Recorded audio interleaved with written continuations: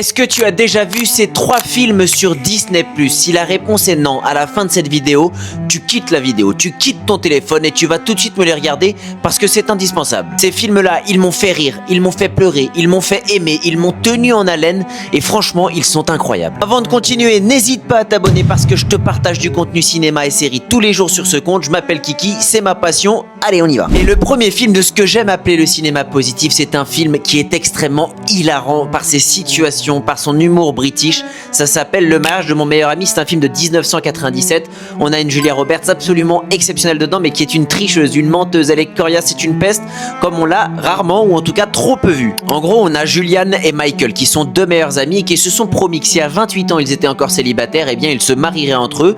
Et ils s'approchent de ces 28 ans jusqu'à ce que Michael tombe sur Kimi, aka Cameron Diaz quand même. Et notre héroïne Julian, elle peut pas se la voir la Kimi, donc elle va essayer de faire capoter ce mariage. Et j'adore ce film pour ce que ça nous raconte et aussi pour comment ça nous le raconte, parce que finalement ça nous parle de solitude et de la peur d'être seul. Surtout, ça met en avant une personne qui se méprend sur ses sentiments, y compris inconsciemment, hein, et le tout est sublimé par une mise en scène assez géniale, des acteurs investis, excellents, des situations extrêmement drôles. Bref, c'est un film vraiment très grand et vraiment très tendre. Et je continue avec un film d'une immense beauté, c'est Édouard aux mains d'argent. Alors tu l'as peut-être déjà vu, mais ce film il est pour moi dans une dimension à part. Déjà, il est vraiment sublime et il va te faire vibrer comme peu de films te font vibrer, c'est inexplicable. Sa musique, elle va jamais te quitter, il y a vraiment la douceur qui contrebalance vachement la froideur des gens. Les couleurs aussi, tantôt elles sont froides, tantôt elles le sont moins. C'est du Tim Burton dans ce qu'il se fait de mieux, tout est maîtrisé, tout est léché, ça critique la société.